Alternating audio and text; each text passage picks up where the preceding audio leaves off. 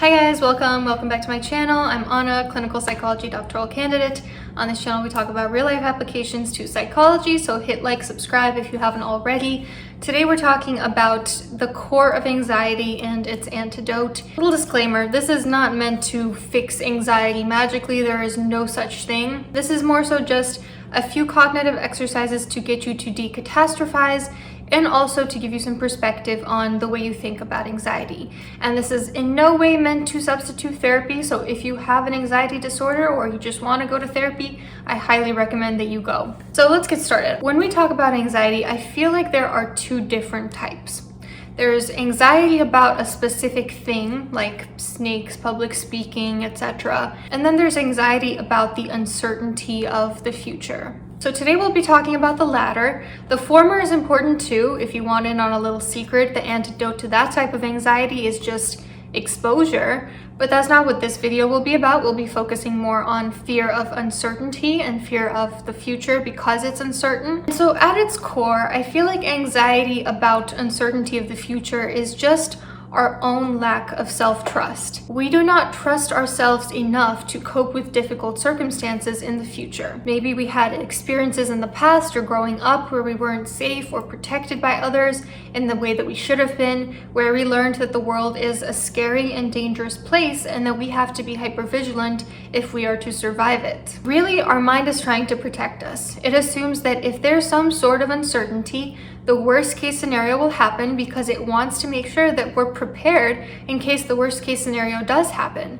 It's the same exact concept as behind nightmares. It's been theorized nightmares are meant to prepare us for difficult situations. But when it gets to a certain point, it ceases to be adaptive or protective. Our mind gets out of control and it starts to distress us rather than to protect us. So why should we not freak out about the future? First of all, it's not going to change what's going to happen. And secondly, if it does, it will make your fear come true. Most of us have heard of the placebo effect, but there's also the nocebo effect, which is the exact opposite. It's when you think a bad thing is going to happen, and so that bad thing does actually happen because the mind is a very powerful thing and it can elicit and change our circumstances. In a sense, it's a type of self-fulfilling prophecy.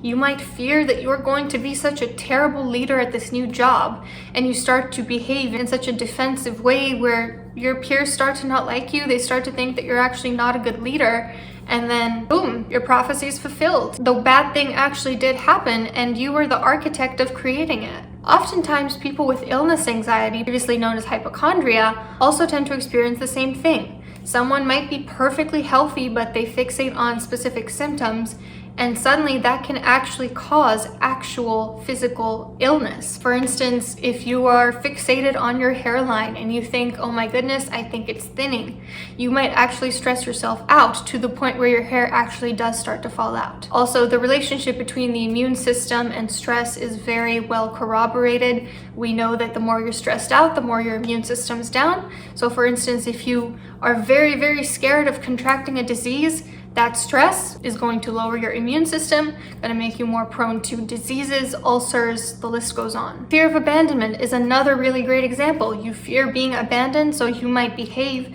in ways that cause you to actually be abandoned by the other person. We shouldn't freak out about the future because it probably won't change what's going to happen, and if it does, it's going to change it for the worst. But how do we stop freaking out about the future? First, I want you to figure out the worst case scenario of what you're scared of. Once you have that, once you have pinpointed the worst thing that could happen, the worst thing that you're scared of in this moment, imagine the best case scenario and just bear with me. What's that best case scenario? And after you've done that, find the midpoint between the two.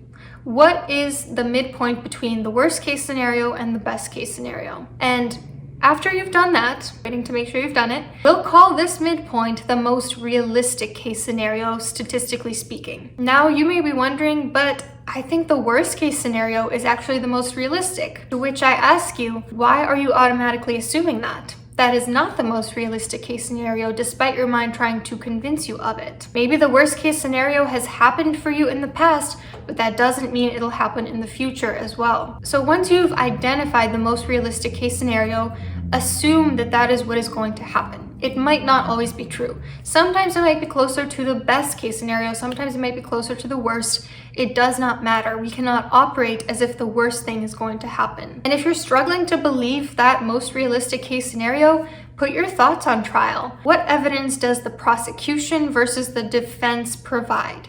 So the prosecution being, this thought is not true, this thought is telling you a lie. The defense being, this thought is absolutely true. What is the evidence for both? Because you may find there's actually not a whole lot of evidence to support the idea that this bad thing is going to happen. If you look at things like historically what has happened, or if you look at what the facts of the situation say, you might find you're actually catastrophizing. But here's the true antidote to this type of anxiety in my perspective. Know that even if the worst possible thing happens, you will be able to handle it. In essence, what we're doing here is decatastrophizing. I recently read Man's Search for Meaning by Dr. Viktor Frankl. He was a Holocaust survivor and a psychologist who created something called logotherapy, which is the therapy of finding meaning. And he spoke about the wonders that the human mind and body can endure and tolerate.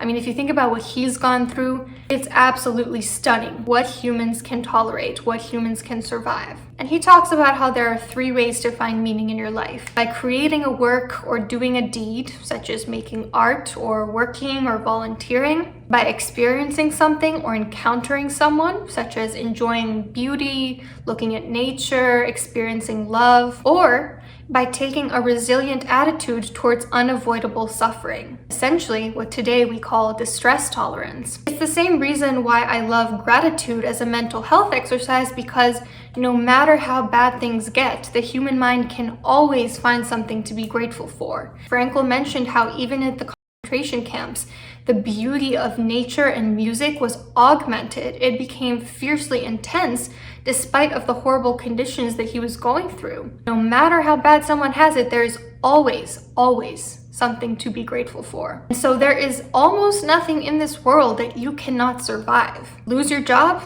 What is that worst case scenario? You go on unemployment for a while, you're still able to work on your self-improvement during that time, you have meaningful relationships still, you enjoy your hobbies, and eventually you find another job. It is not the end of the world. You get dumped?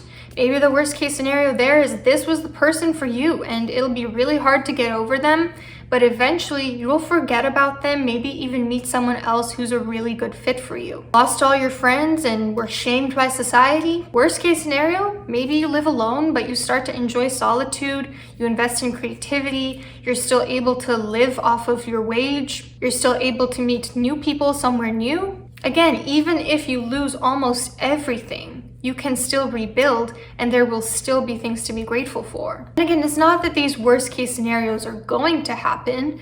It's just an exercise to help you realize that even if they do happen, you will still have something to live for, and your life will go on, and you'll probably be even stronger than before. Frankl talks about transforming a personal tragedy into a triumph.